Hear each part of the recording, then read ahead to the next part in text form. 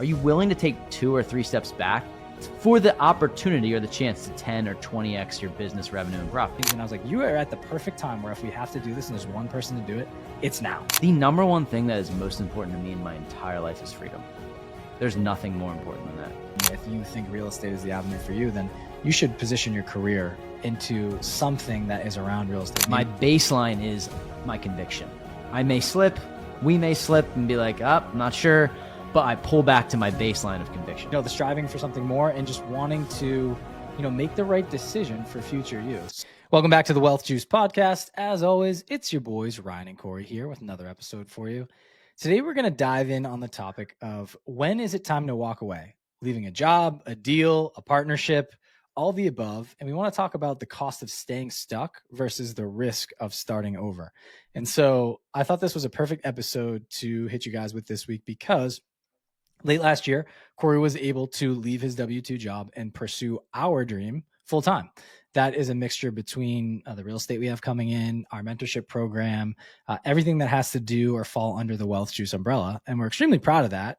And I dial it back to the beginning of our journey. And many of you have kind of listened to us since day one, and it's been amazing. But we were just two guys, that got hit with the global pandemic, just like many other people. And we didn't know what to do. We knew we wanted to get into real estate investing. We knew we had a passion for something bigger, right? The bigger life.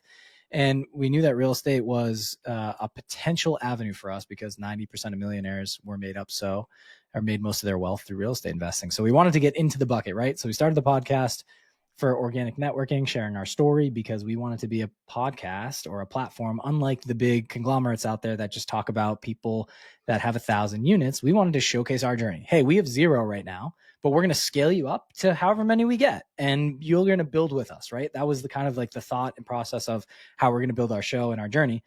We've done that, and now we've gotten to the point where Cory's been able to leave his W-2 job, and I think this is just a perfect topic of conversation because people want to know, hey, when is the right time to do this? Is it when I have all the money saved up in my bank account that equals 1 year of salary? Is it when I make up that revenue on a monthly basis, monthly recurring, to equal my salary? So we're going to talk through today.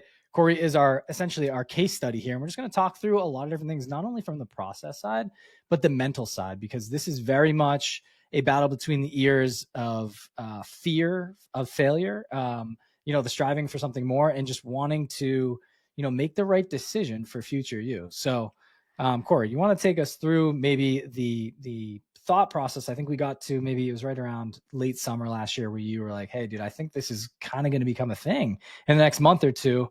Where was your head? How did you make the decision? And we'll kind of walk through the journey. Here's the equation. It's like you are your environment, right? And I want to take this back to like working a W-2 job. If you're around people that only do one thing, and that's maybe work this W-2 job, and like maybe they're miserable, or maybe they don't like it, or maybe they don't want to be there, and they have this lack of the expansion of what's possible for them, you become that. You become your surroundings. You become those people. And by osmosis, by hanging out with them. So because Ryan and I were able to interview people, be in mentorship programs around people who thought bigger. We had 250 interviews on the books of people. And I would say probably about 195 to 200 of these people were full-time entrepreneurs. Was every single one of these people smarter than us? Some of them were, some of them weren't, right? But they had a mindset of, I could do this. I could be a full-time entrepreneur. I can do this, and I can create my own life. So we then molded to that environment. And I think that's the first spark that I had in my head. I was like, okay, like if these people can do it, and they can go through that battle of removing the stability from their lives, because that's really what it is. It's removing security and removing stability. If they can go through that battle and they can fight through it, why can I not do it? And I think it's the equation of the pursuance of freedom versus the having of the stability. And it's kind of the biggest bet you can make on yourself. There is no perfect time. I could have stayed another 6 months. I could have stayed another year. I could have stayed another 2 years. Here's the problem. The opportunity cost of me staying was the thing that I had to weigh out. I can stay. I can make, whatever you want to say, between $100,000 and $200,000 a year. But I had this ceiling, and it was a glass ceiling where you're looking up like, can I do better than that? Am I not just dollar figure wise, but like personal freedom wise. So the opportunity cost of not pursuing our business full time and making the wealth juice the best it could be. Could the wealth juice be the best it could be in our real estate, in our mentorship, in our content creation, if Ryan and I were balancing both having our W-2 jobs and both doing this as a part-time thing? And I think the answer is, if you look at all the best content creators and you look at all the best real estate investors and you look at all the best people that run coaching businesses, they put their heart and soul into it. They put everything they have into it. So really, it was the cost for me of being like taking a step back in income for myself, because that's what I did. I took a step back in personal income. And Alex Ramosi talks about this all the time. It's like, are you willing to take 2 or 3 steps back for the opportunity or the chance to 10 or 20x your business revenue and profit? And I think that really just came down to like, I'm going to die at some point. I would rather get into this battle and go down swinging and try it my absolute best. And I say all that to say, some days are incredible. Ryan and I had our best month ever in January, followed by our best month ever in February, followed by our best month ever in in March. And then April comes and we're, at this point we're recording, it's halfway through the month and we're not having our best month ever. Okay. That's the battle. That's the battle that this is. And there is nothing linear about being an entrepreneur. So the psychology really starts with, do I envision myself being the other people that are around me? And if the answer is they're upper level management at the job you work and you want to be those people, then do that. Stay in the job and become those people. But if you don't see yourself in those people and you see yourself in rooms with just people who think bigger, and it could be the car, it could be the house, it could be any of that. It could just be the lifestyle and the freedom. If you see yourself in that, then you're going to have to ask yourself, and nobody is going to tell you when the time is right. There isn't a perfect time. So that is just kind of the honest and brutal truth.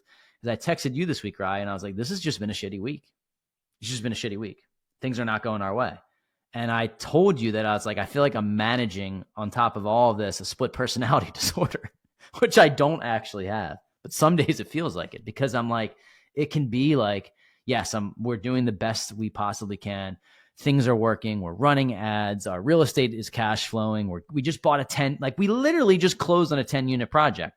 It's going to take us, Ryan and I, some figuring out when we start to get paid on that. Like, this is a long game, but that can feel all good. And then, you have a week where things don't go your way. And it's like, you have to manage that level of stress. And sometimes I'm good at it and sometimes I'm bad at it. So I'm not even sure if I really answered the question of when is the right time to walk away, because there isn't a right time to walk away. And that's the answer. There isn't a right time. Yeah, that's exactly what I was looking for. Meaning, I wanted just your thought process between everything. And really, it's that inner ping pong battle you have between yourself, like the ball's on one side of the court, then it bounces to the other. I'm safe, I'm not safe, we're winning, we're losing, the whole thing, right? And it's a teetering back and forth. We're lucky enough to have each other in this partnership where we can have those dark days, right? But you have the other person to uplift you. So I do want to kind of shine a light on a partnership here, right? Or partnerships in general. Like, we talk about getting around the right people all the time. And the reason to put yourself in rooms with other people that are striving for the bigger life, that have dreams and aspirations like yours, is because eventually, if you'd like to, and you find a good marriage there, you can partner with someone and take down deals, build businesses together. And that's a way to share the journey, but you're also sharing the risk, you're sharing the wins, you're sharing the losses. And I think for us, I just remember vividly, we had a long conversation. I was driving back. I was on vacation. I was probably like an hour, 2 hours back. And you were like, dude, I'm really considering making the move and like thinking about this. I'm like, well, how soon? And you're like, this week. And I'm like, damn, like, oh, okay. I didn't realize it was this soon. And there's the argument. It's like, okay, option A, Cory's going to go back and get another job, make 6 figures, but his time is going to be set. He'll be doing 25% of the business and then 75% on his new job, right? And maybe because it's a new job, you got to establish yourself, go through the culture, play the chess game again. Probably maybe more than 75%. Yeah, maybe that's 90% or 100%, right? And then the business gets cast aside. I'm still cranking at my job. I've been there for 10 years, right? It's like a solid foundation. And so for me, it's an interesting thing to give your partner relationship advice or advice about a business that you both have stake in, right? And so for me, I went in pretty diplomatic and tried to just go palms up with it and say, hey, dude, like, listen, I'm not the best guy to give you advice on this because I have not left mine. And then also, whatever you do impacts me. However, here's how I see the field. And we talked through the entire thing. And really it came down to Cory was currently single at the time. Single meaning, girlfriend, but not married. Just not married, yeah. Yeah, no kids. I married with kids, different situation. I'm saying this is what comes with that, bro.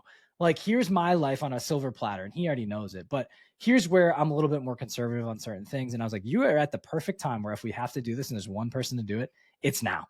And so he basically had 85% of the motivation to do that and just needed the extra push for me to say, hey, dude, we're good.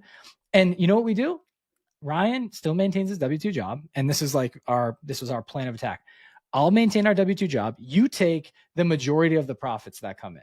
I will still grind, and all the time that I have on the side, I will still put all 100% effort. I'm not going to pull back on that, because in order for us to scale to the next level, I need you to go 100% on this, but you can't go 100% unless I allow you to eat. Meaning, like, I don't care about the money as much. Whereas I'd rather have the business. I'd rather have you on this journey with you. So, not every partner is like that. And, we went back and forth, and we played with the numbers a couple different months and things. And it's like, hey, what's going to work? And it wasn't perfect in the beginning, but then it comes down to role assignment. That changes. Now that Cory has 100% of his time, he's able to manage way more tasks than before, right? And so we already told you guys this. We had it was a three-headed beast with the podcast and things like that a couple years back. And so we actually are now just a two-headed beast, which is awesome. So we've already kind of laned out our business the way we wanted to in that last year. And that allowed Cory to have more clarity to make the decision like, hey, dude, like, this is just 50-50 anyway. So once we can find that amount of income that we need, I'll be comfortable. You make some money, I make some money. But at the end of the day, we've learned in this game, the amount of money you bring in and the amount of wealth you can create is purely based on the number of people you can serve in the world. And I say that to say, we are very much believers in Hermosi, or I don't know what you would want to call us, but like we ride with that guy. And I love his mantra of give it all away for free, man, and then they'll come. And so we gave away from inception of the podcast till, let's call it September of this year, we gave the entire knowledge base or vault of information that we had away for free. We put on social media, put on our podcast, showed up every day, replied to DMs, whatever we have in our heads, you guys can learn and have it for free. And then now that Cory needs income, like needs it, right, to live, we put together a program where like, hey, listen, we can leverage our skill sets and we can teach people how to buy their first or next rental property, because we bought 80. Now, not all single families together 50-50. We've done single families, Airbnbs, multifamilies, a boutique hotel. We've done a wide range of things, but we have so much knowledge is packed in our heads. Can we package this together and work with people, have a done with you offer to help you secure your first property? Because that's what we were lacking when we first started. We knew we could study the books, listen to the podcast, but what really took us to the next level was having a mentor who was in his 50s and said, hey, dudes, I've done so many deals. Let me show you how to find the off-market deals. Let me show you how to analyze them this way. Here's a pulse of the market. Here's my team. And that's how we got our deal done. We're like, dude, we could do this. But we had the person, the who, not just the how, that pulled us up to his level. So for us, we look back, we're like, okay, what did we need? We just basically recreated the wheel backwards of what we needed to do to elevate someone else to our level. Like, what would we need to do to take our brothers, for example, our younger brothers, from zero and catch them all the way up to speed? And we built that out. We built out an outline. We decided we needed a course. We needed to put it into a platform for people. And so we built that out. And that's another lane of monetization for us now, where we're leveraging our skill sets. Cory's also now getting his real estate license. I will be getting mine after when my schedule opens up. But it's just another way for us to better ourselves. We found that this journey, and this kind of goes back to, when is the right time? We kept finding ourselves shutting off our brains in one lane and then having to turn it on in the other, meaning every day we're in sales and something completely different than real estate, right? And then when we get home, we have to shut that sales brain off, turn it on for real estate, investing, podcasting, content creation again, right? So there was no synergy. Now that Cory's all the way in on the business, he's getting his real estate license. He's talking to other real estate mentors. Everything we do on social and our podcast is about real estate and building wealth. He's all in synergy now. So now we can drill so much faster to where we want to go to and make decisions with more clarity. And that's what I love about this whole thing. And it's taken years for us to figure out what we want to do and to be able to become the person that was ready to leave the job, if that makes sense. Because we're stuck with the golden handcuffs. 90% of the world is, but I think when you get to a certain point, not just on the money side, but on the mental side, that's when you can finally leave your job. And, I'm sure you have something to say on that. What's the quote about, salary is the drug they give you to seduce you from your dreams or something like that? Like, I don't know if I forget who said it. I don't know if it could be Warren Buffett. Somebody's got to fact check me on that. But, now I don't think that's true for everyone. It's like, what is the clarity here that I want people to take away from this is what is important to you. The number one thing that is most important to me in my entire life is freedom. There's nothing more important than that. I almost feel like at this stage in my life, like I couldn't no matter what, I couldn't go back to working a full-time job for someone else unless it was like a family member or just a special relationship, because freedom is something that I value so much. So if you're listening, and I'll give you just straight up like tangible advice. If you're thinking about going all in, or you're thinking about doing this full-time, whatever your thing is, wholesaling, flipping, buying rentals, coaching, you name it, if it's real estate or financial related, in cash, do you have between $40,000 and $100,000 in cash? I would say you'd need, and that's just a range of like how much you spend per year. That's just a number. I'm just throwing it out there. $40,000 and $100,000 in cash saved up. And you want to bet on yourself and you want to burn the boats. You don't need the permission. You need conviction. You need to tell yourself that this is who you are. And I say this coming off of the downslope of a day where I was like, what the fuck am I doing? You know what I mean? So I'm glad I'm doing this podcast today. But I always go back to like, that's my baseline. My baseline is my conviction. I may slip, we may slip and be like, I'm not sure, but I pull back to my baseline of conviction. So that's some tangible advice for people. Like if you feel it and it's burning in the back of your head, today is better than tomorrow. That's my take on it. Today is better than tomorrow, and something else in life will come up inevitably. So you want to be more prepared, and the only way to be more prepared is to start now. And that's the hardest part. And I think like Rye, we talk about this, right? You have a child, child number 2 is not too far away. Child number 3 might not be far away from that. Like, so does it get easier for you to make those decisions? Like, no. It doesn't. It's not going to. And we've had the back and forth of like, when is it time for you to do it? It isn't time yet. We've decided, but there will be a decision and a time where you're like, shit, man, like I can't prolong this anymore. Like in order for us to go from, let's say we're at level 5 and I helped us full time get to level 8, for us to get to level 30, having 2 brains behind this full time, that's likely what it'll take. That doesn't mean we can't build a 7-figure business the way that we're doing this, because I think we can. But a lot of it is psychology and a lot of it is between the ears. And I just think that if you map out your life knowing that it isn't a dress rehearsal, and knowing that like, am I going to regret giving this thing, this entrepreneurial life, an opportunity to like actually blossom? Like I just would find it hard to believe that you wouldn't learn the skill sets needed to dominate in any field that you go into if you gave it everything you had, as opposed to playing it safe and saying, well, maybe that's for somebody else. Only if in the back of your head, you're like, this actually is the thing that I want to do. Like I know I'm speaking to people that feel that and haven't been able to put it into words. If you feel that, or if you're just like, hey guys, like I'm not really about this. Like I want real estate to be my investment vehicle. I want to put it on the side. I like the safety. I like security. That's fine too. I'm just trying to get people to realize where their brain actually stands and what they really, really want. So that's the perspective. No, I like it. And, for some people, this will resonate, and some people are in a different phase of their journey. Some people are just starting and they just got their job, and like, that's not the person we're advising to just go burn the boats. Right. So you can't just study the greats. You have to surround yourself with the greats. And for people that are just starting on their journey, if you think real estate is the avenue for you, then you should position your career into something that is around real estate. Maybe you become an agent on the side, or you work for a broker, or you work for a real estate investor and you become part of their ecosystem. You learn the game. And that's what I'm saying. I think a lot of times when people are going through life and they're thinking about creating something or building a business or whatever it is, and then going in all in, you can get this like initial wave and burst of excitement, but then no matter what, it gets old. And so you want to find something that you're passionate about, but also don't waste your time in something that you're not. Like for example, if you're working a sales job and you're selling medical devices, you might be making a crap load of money. You learned, let's say you do it for a year or two and you become an ace at sales, right?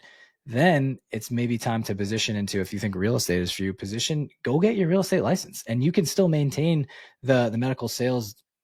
What do you want to call it? Like the background or the job, if you will, and then parlay that into real estate and see if you like that. And then you're learning the game of investing, the process of buying property and going through that, and surrounding yourself around people that are in the game, and then move towards that. So I think it's a hard teetering back and forth, because there's one class that will say, hey, I think you should burn the boats and go all in day one. Then there's the other side, another group that will say, hey man, you should hedge for as long as you possibly can, soak up the dollars, fuel your business with the money that you have coming in, so that way you can support yourself, etc. That's a more conservative approach. There's no, by the way, we did both, right? Exactly. And sorry not to cut you off. Like, go ahead. But we did both. So that's what I'm saying. There's no right or wrong. There's no like, it's only right for you. And like, but to me, dude, there's nothing, and this is just me. I know I'm speaking to some entrepreneurs out there that are listening, or like maybe you're a budding entrepreneur or a wannapreneur, like you're not there yet, but you want to do it. There is nothing in my life that has been, I haven't had children yet. And I assume this will by far trump this, right? But like, it's like, there's nothing that's been more fulfilling than building something from the ground up that didn't exist before you touched it. Like that wasn't there. And then you physically created it. And I think people respect that as long as you build it with authenticity and being yourself and not trying to be somebody that you're not. And to me, that like fuel, like it's less about the money as it more is about the fuel that I get from knowing that we created a brand that people like to listen to or like to be around, and I want to be the person, and I strive every day to be a better person that people want to be around and they want to associate themselves with, not because of the accomplishments, but because of the actual way that we handle people and the way that we communicate and the way that we build true, lasting relationships. That's the thing, guys. Like, that is it. It's not about the destination. It's not about the journey. It's about the company. So if I can do that, does it matter to us if we make $20 million or $10 million or $5 million? Like, I mean, it just, to me, I don't think there's a number that's going to make us be like, oh, we are supremely satisfied in this business.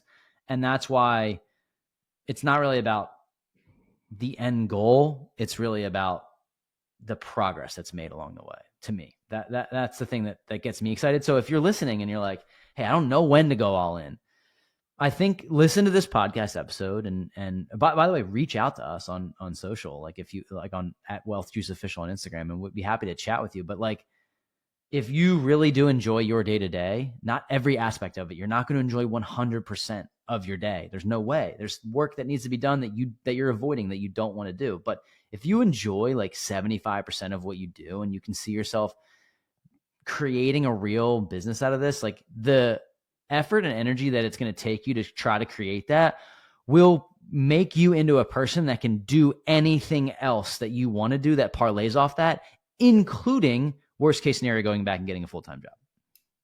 So 100%. That's how I see it. Yeah, I love the perspective. I want to say one thing too, and you mentioned not having a kid, and I think this is just going to resonate with parents out there. Like, you just explained what having a kid was. You create something from nothing, and then you watch it, you nurture it, and you make it survive. We're doing the same thing with the business, dude. And so I will say you will tick up to another degree, more so than you thought you could. Like, there's certain little things that I noticed about myself.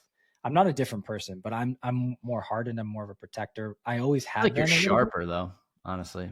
Like, just in general. Yeah. I feel sharper, and I look at the world differently. I've cut back on a lot of other things. Like, I'm very like, try to be, not like to be one of those super freak guys, but like, I do want to be optimized in a lot of lanes in my life now, because we are high performers. And in order for me to show up for you every day in our business and to really become the person that I want to become and be that person that my 18-year-old, 10-year-old self would be extremely proud of, I had to cut certain stuff out. And that's, spending time with less time with certain people, doing other things that, like whatever. Read between the lines there. I stopped drinking. Yeah. For example, I'll just share it. Yeah.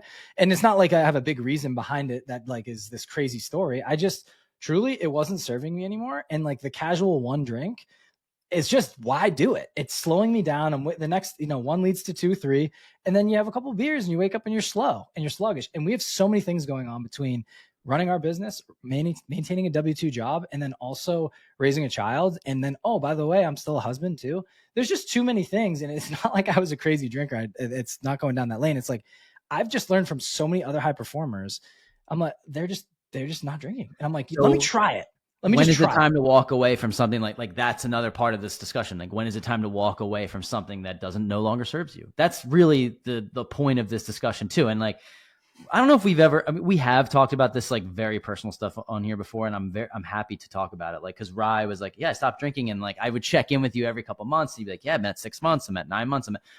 Hey, I'm trying to do it for a year. And I've known you your whole, your entire adult life. Right. So it's like, I know that you're not like, don't listen to this episode and be like, Ryan's anti-alcohol. Like, we talk about it, the benefits of having it be a social lubricant. And like, I think that do your thing. But if you're listening to this episode and you're looking for permission or a reason to like give something up that isn't serving you, like use that as an example. I did an equation. I was like, I wonder how many times I drank in 2024. Like I just, because like, you inspire me in ways. I'm like, I wonder if would it serve me better? And it was like 9 times. And I was like, I go to weddings, like I have fun, I loosen up. Like, I'm not going to stop that. I think it's fun. Like I enjoy it enough, but I know myself. I'm very, very disciplined in being like, okay, like if it's more than once a month, it's too much for me. Like truly, like that's, and it's so weird because some of my friends are like, can you just like lighten up? And I'm like, no, I can't. It's like, it's like I have this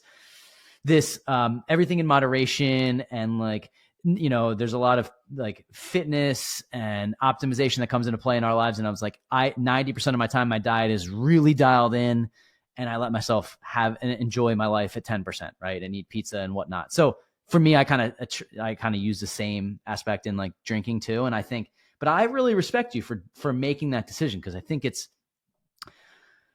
easy to have things hold you back and have things that you don't really need hold you back. And this isn't a podcast about be a robot and like, like optimize every single aspect of your life. So you make the most money possible, like don't take it that way. I just think it's like, but find who you really are and who you really want to be and stick by that. And don't let anyone else that's listening on the outside tell you that you shouldn't do that thing. And I've had people be like, dude, lighten up, like why can you not drink twice this month? And I'm like, it's a decision that I made that I don't want to do. The answer is I could. I'm deciding not to, and I don't care what your opinion is. And maybe you can't, because you're doing things like maybe that's you just enjoy it, and you don't have to take that away. But we are doing things that most people are not doing. Like you're not having a job, having a family, having a business, and tying them all together. And so what I'm saying, my point here was, how can I become more efficient in certain ways, but then how can I just feel good every day? Like, I just want to wake up and be even more excited than I am on a normal day. And so it just allows me to do things at the next level. I just found that was one tweak, right? It's just pulling different levers and tweaking all around. Like I'm more dialed in with my health and things like that, and the workouts that we're doing. And there's certain things, but it just, I think once you get in rooms with more high performers and you pick their brain and you learn about them, there's certain things that they do to give themselves a leg up. And I love it. Now, this could be a topic of conversation for another podcast, but I do want to bring it up at the end here as we kind of wind down. It's like, you and I are firstborn, right? And so there's something that we never really talked about on this. And I believe the firstborns, it could be the firstborn daughter, but I find it to be like at least the firstborn son. You were born into especially if you have siblings, right? I don't just mean if you're an only child. You are born into a life that you didn't decide, right? Like that's anyone that's born into the world. But if you have siblings, you immediately have to grow up so fast. Your siblings are looking up to you to make the right decisions on a daily basis. Your parents are holding you accountable to that. Your siblings are going with you pretty much everywhere. You're showing them the ropes. I talked to one of my buddies the other day, and I never knew this. And we're having a conversation. He's about to have his first kid. And he's like, dude, it's just so funny. You just paved the way for us for everything. I was like, what do you mean? And he's like, dude, Rybev has been the guy that has done every single thing before all of us and just showed us that it was possible. And I was like, what are you talking about, bro? Like, I don't get it. He's like, okay, you're the first one to move away from our hometown and go start at the new high school and make new friends. We followed you, did the same thing. You're the first one to go to college. We all moved away out of state and went to college because, you were able to do it. You were the first one to get a job, and you got to work for a prestigious company. We all looked up to it, and you got to reap some of the benefits and take us with you on that journey. You're the first one to get married. You're the first one to have a kid. You're the first one to start a business. And I'm like, holy shit. And like, I didn't realize, because it's in my DNA. Like, I was trained as a firstborn son that like, you're just supposed to lead the way. And that subliminally in my mind, I'm taking care of or paving a path for others behind me, only because I have two brothers. I want to make sure that they have something to look up to. Even when I'm not thinking about it, subliminally, I'm thinking about it, and I'm wired that way. And it's so cool. I watched the whole podcast episode on this. I was like, dude, that it was speaking to me. And you and I could totally riff on this. And it checks back to everything I've done. And we've been through so many different situations, good and bad, right? Like family life and personal life, all these things. And I just, I never really shared this, but one of my uncles passed away.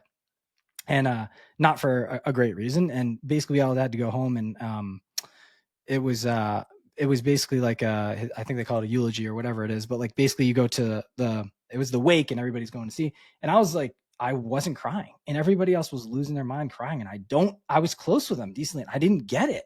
And I'm like, why am I not crying? And I was like, I saw my whole family like kind of falling apart. And my other cousin, who's also the firstborn oldest son, was doing the same. We looked at each other and we're like, I don't know, dude, I feel weird. We like pulled each other aside, like, dude, shouldn't we be like broken? And like, he's like, he goes, dude, I can't cry right now. I don't know what it is. And it was the protector in us protecting the ones around us to show that we're strong. And maybe we cried on the side and didn't show it.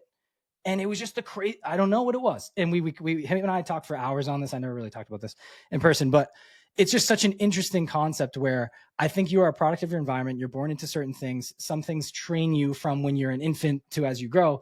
And I think I'm more prepared I'm bringing it back to here, I think I may be more prepared to be an entrepreneur than other people, because I'm calloused in certain ways. I don't have a stop in me. Like, I'm just like a drive guy. And you're also the same. And we never talked about what our chip is. There's little things like I could relate back to when I was a kid. People didn't think I could do certain things. I was always the like chubby little kid. Then I started working out, and people were like, dude, I don't even recognize you anymore. And I'm like, I'm so proud of that. Like, I can't not go to the gym now because of that. I have to keep maintaining that.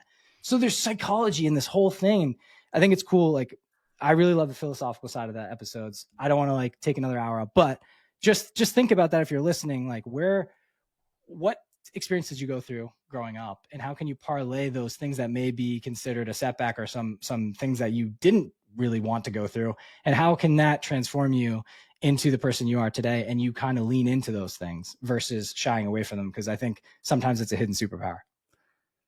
Yeah, man. I mean, if you're listening, just listen to that 2 minutes back there, and just realize that you're potentially leading somebody that you don't even realize is following. And I think that's anybody here. It doesn't have to be firstborn son. We just happen to be that. I've known, my dad has said this to me, like, there's an intensity about me that he didn't, like, even he doesn't have. Like, he's like, I'm not sure. Like, my younger brother's the nicest kid in the whole world. And I love him to death.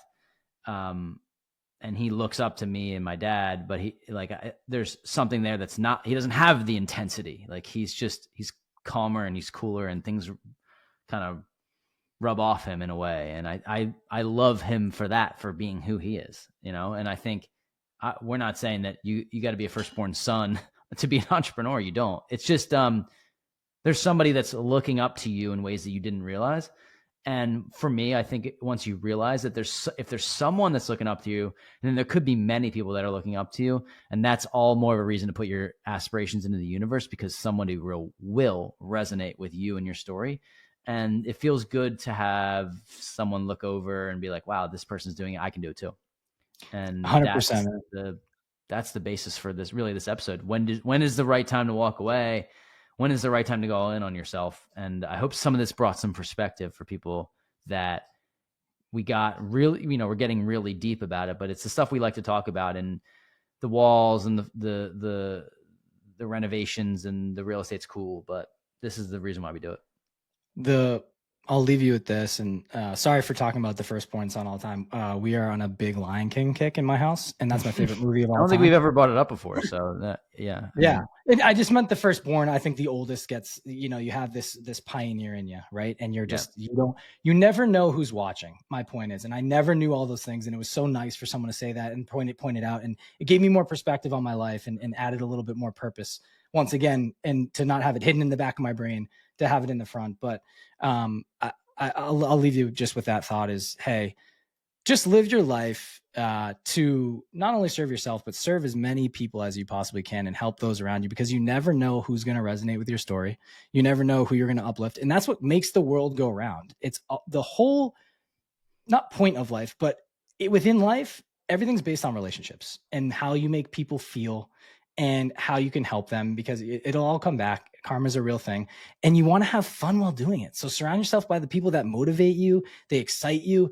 At the end of the day, we're all chasing excitement, and we just want to live a happy life. It's not all about chasing money and these assets and things like that. The truth is, Cory and I just love the chase every single day, getting up and building and nurturing this baby that we've built 5 years ago. And we're just not going to stop. Just like as I'm not going to stop raising my daughter, right? So one of those things, like you just pivot, you learn, you protect all these things. And so, shout out to all my dads out there and future dads coming out, because it's, you really learn how to become, an entrepreneur in a way. And you're little do you know, like that's how you start a business. And so, I think overall, I love these sentiments. Thanks for letting me get a little philosophical, Cory, and really thanks for dialing it back to putting you're putting our audience in your shoes of making the decision on when to leave and when not to leave. If any of you guys have questions on this or you need some guidance, drop us a DM on Instagram, because we have just lived this and went through this. And so we'd be happy to kind of shed some light. Cory can give you kind of pointers from there, and hope you enjoyed the episode.